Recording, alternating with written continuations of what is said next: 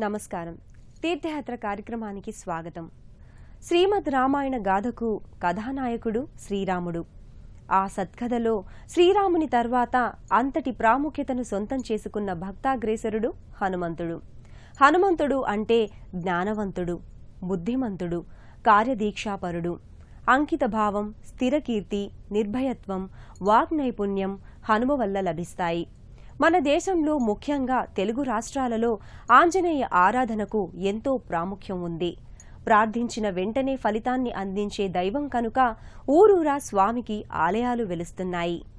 ఆ నేపథ్యంలోనిదే గోదావరి ఖనిలోని శ్రీ అభయాంజనేయ స్వామివారి ఆలయం. ఈ ఆలయ విశేషాల్ని నేటి తీర్థయాత్రలో తిలకిద్దాం.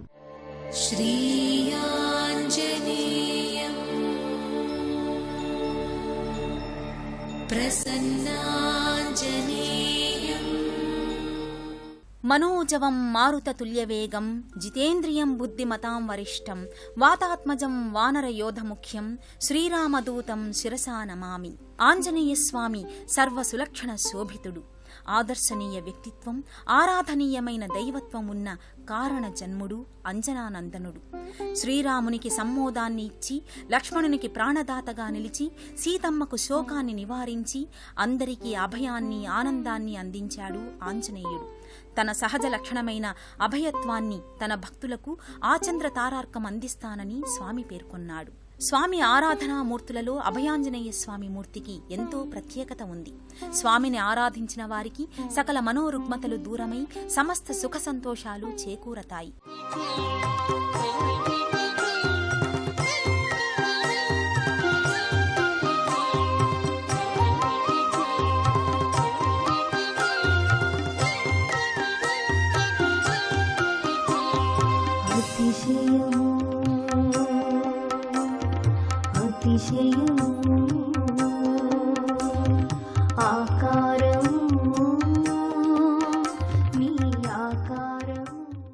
గోదావరి ఖని ఫెర్టిలైజర్ సిటీలోని గౌతమ్ నగర్లో ఆహ్లాదకరమైన వాతావరణంలో అభయాంజనేయ స్వామి ఆలయం నెలకొని ఉంది. సువిశాలమైన లోగిలిలో ఉన్న ఈ ఆలయం ప్రతినిత్యం భక్తులతో ఎంతో సందడిగా ఉంటుంది. ముఖ్యంగా ప్రతి మంగళవారం ఈ ఆలయానికి విశేషంగా భక్తులు విచ్చేస్తారు. హనుమ దాస్య భక్తికి ప్రతిబింబం. ప్రభు దేహదృష్టితో మీకు దాసుడను, జీవదృష్టితో మీ అంశాన్ని, ఆత్మదృష్టితో మీరే నేను అని రామునితో ఆంజనేయుడు పేర్కొన్నాడు. రామభక్తి తత్పరతకు హనుమ మూర్తిభవించిన రూపం. ఆంజనేయ స్వామి తన భక్తులను అనుగ్రహించే వివిధ ఫలాల్ని బట్టి స్వామి వివిధ రూపాలలో వ్యక్తమయ్యాడు. భక్తులకు అభయానందాన్ని చేకూర్చే స్వామిగా, పవనసుతుడు అభయాంజనేయ స్వామిగా వినుతుకెక్కాడు. ఈ నామధేయంతో భక్తుల పాలిట రక్షకునిగా స్వామి పూజలందుకుంటున్నాడు. అంజనానందనం వీరం జానకీ శోకనాశనం కపీసమక్ష హంతారం వందే లంకా భయంకరం గోష్పదీకృత వారాసిం మశకీకృత రాక్షసాం రామాయణ మహామాలాం రత్నం వందే అనిలాత్మజం. ఆంజనేయ స్వామి ఆరాధన వల్ల సకల భయాలు తొలగుతాయి, సమస్త ఆనందాలు చేకూరుతాయి. గర్భాలయంలో అంజనానందనుడు సర్వాలంకార శోభితంగా ప్రకటితమవుతాడు. సింధూర వర్ణమయంగా సకల జనాకర్షణీయంగా కపీసుడు తేజరిల్లుతాడు. రజత కవచాలంకృతంగా తోమాల ధరించి దక్షిణ హస్తాన్ని అభయముద్రగా ప్రకటిస్తూ వామహస్తాన గదాయుధాన్ని స్వామి ధరించి ఉంటాడు. స్థానకమూర్తిగా అభయాంజనేయ స్వామి దర్శనమిస్తూ నమ్మి కొలిచే భక్తులను రక్షించడానికి నేనెప్పుడూ సిద్ధంగా ఉంటాను అని స్వామి ప్రకటిస్తున్న రీతిలో గోచరమవుతాడు. అభయాంజనేయం భజే వాయుపుత్రం వీరాంజనేయం ప్రసన్నాంజనేయం అభయాంజనేయం భజే వాయుపుత్రం.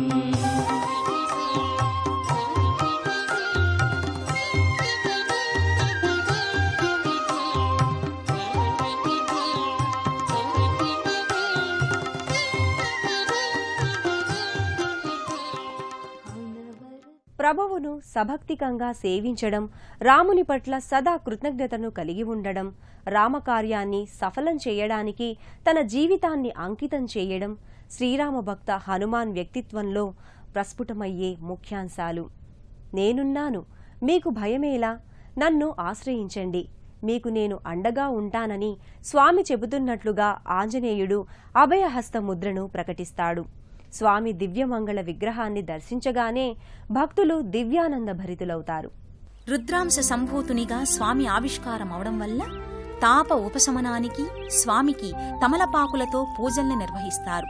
ఈ తమలపాకుల మాలికను స్వామి గళసీమలో అలంకరిస్తారు. హనుమాన్ అంటే వాక్స్వరూపుడు.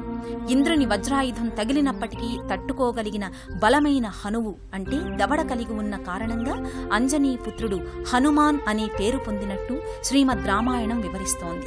ఆంజనేయ స్వామి మూర్తులలో వాలం స్పష్టంగా ఉన్న విగ్రహాలకు ఎంతో ప్రత్యేకత ఉంది. వాలంలోనే స్వామి శక్తి అంతా నిక్షిప్తమై ఉంటుందంటారు. కపిశ్రేష్ఠుడైన హనుమ విగ్రహాకృతికి వాలం ఇక్కడ సుస్పష్టంగా గోచరమవుతుంది. ఈ తరహా హనుమ ఆరాధన వల్ల తక్షణ ఫలితాన్ని పొందవచ్చంటారు.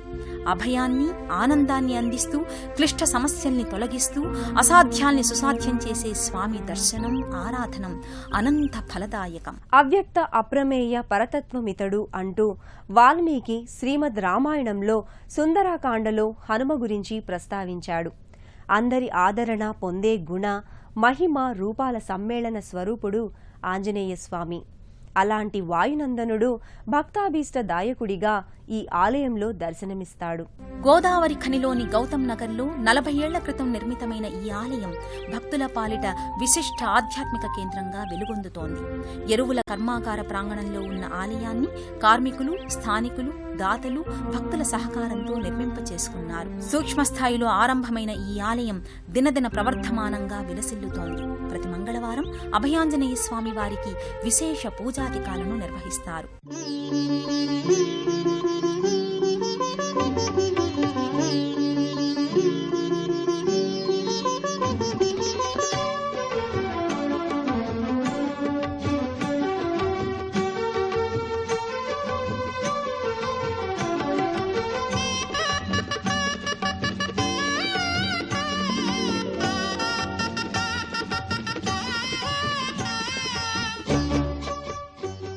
గోదావరి ఖనిలోని అభయాంజనేయ స్వామివారి సన్నిధిలోకి ప్రవేశించగానే భక్తులను ఎనలేని ఆధ్యాత్మిక ప్రశాంతత చుట్టుముడుతుంది. ఇక్కడ నెలకొన్న స్వామి విశేష మహిమా ప్రాభవం కల దైవమని భక్తుల ప్రగాఢ నమ్మకం. ఈ ఆలయ ప్రాంగణంలో మహాదేవుని భారీ విగ్రహం, విశ్వరూప హనుమ విగ్రహం భక్తుల్ని ప్రత్యేకంగా ఆకర్షిస్తాయి. నమామి దూతం రామస్య సుఖదంచ సురద్రుమం పీనవృత్త మహాబాహుం సర్వశత్రు వినాశనం.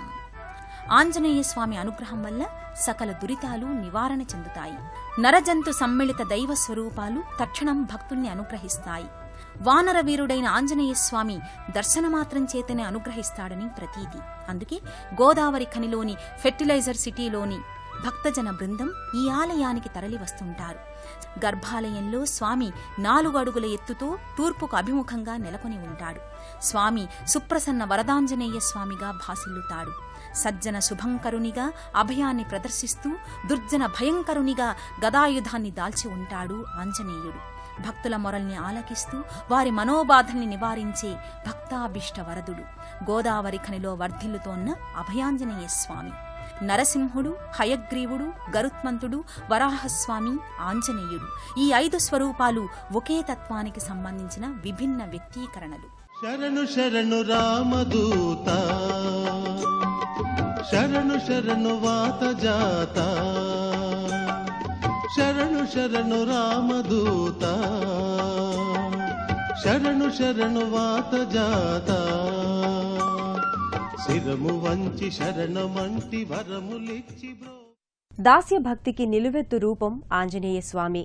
వానరుడిలాంటి హనుమ భక్తితో భగవంతుణ్ణి సేవిస్తే భగవంతునితో తాదాత్మ్యం కావచ్చునని హనుమ నిరూపించాడు. భగవంతునితో సమానంగా పూజలందుకోవచ్చని ప్రకటించాడు. భక్తునికి భగవంతునికి అభేదాకృతి ఆంజనేయ స్వామి స్వరూపం. అలాంటి హనుమను పండుగలు, పర్వదినాలు, విశేష సందర్భాలలో ఇక్కడ ఎంతో సందడిపూరిత వాతావరణంలో ఉత్సవాలు, ప్రత్యేక పూజలు నిర్వహిస్తారు. త్రిపురాసుర సంహారంలో విష్ణువు శివునికి సహాయపడ్డాడు.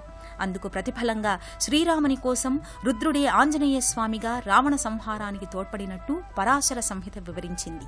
అలాంటి రుద్రతేజ సంభూనిగా ఆంజనేయుడు తన శక్తియుక్తుల్ని ప్రదర్శించాడు. శివాంశ సంభూతుడే హనుమ. అందుకు సంకేతంగా ఈ ఆలయంలో శివపరమాత్మ భారీ విగ్రహం జీవకళతో అలరారుతోంది. చతుర్బాహువులతో ధ్యానముద్రాంకితుడైన ఈశ్వరుని మహామూర్తి ఆకర్షణీయంగా ఉంటుంది. ఇదే ప్రాంగణంలో మరోవైపున విశ్వరూప హనుమ విరాట్ విగ్రహం భక్తుల్ని సంభ్రమాశ్చర్యాలకు గురిచేస్తూ ఉంటుంది. 28 అడుగుల ఎత్తున్న ఈ విగ్రహం వర్ణరంజితంగా ఆంజనేయుని విశిష్ట మూర్తిమత్వాన్ని ప్రస్ఫుటం చేస్తుంది. ప్రతి మంగళవారం అభయాంజనేయ స్వామి వారికి విశేష పూజలు కొనసాగుతాయి. వైశాఖ మాసంలో వచ్చే హనుమత్ జయంతి ఈ ఆలయంలో జరిగే ప్రధాన వేడుక. ప్రతి మంగళ శనివారాలలో స్వామికి తమలపాకుల పూజ, మన్యుసూక్త సహిత అభిషేకాన్ని నిర్వహిస్తారు. ప్రతి మంగళవారం ఆలయ ప్రాంగణంలో స్వామివారి అన్నప్రసాదాన్ని భక్తులకు వితరణ చేస్తారు. భక్తులు బారులు తీరి స్వామివారి ప్రసాదాన్ని స్వీకరిస్తారు. గోదావరి ఖనిలో వేంచేసి ఉన్న అభయాంజనేయ స్వామివారి దర్శనం భక్తులందరికీ ఇష్టకామ్య సిద్ధిప్రదం.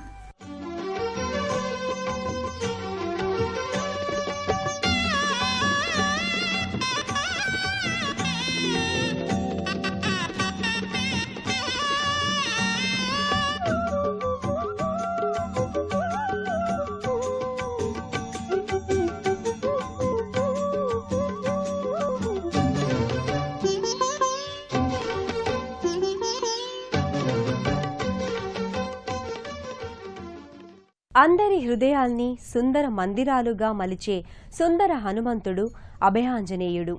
జీవనయానంలో ఏ సమస్య తలెత్తినా, ఎలాంటి ఆటంకాలు ఎదురైనా ఆంజనేయ స్వామిని దర్శించుకుని పూజించుకుంటే ఆ అవరోధాలన్నీ తొలగుతాయి. ఆ స్వామి కృపను సదా ఆకాంక్షిద్దాం.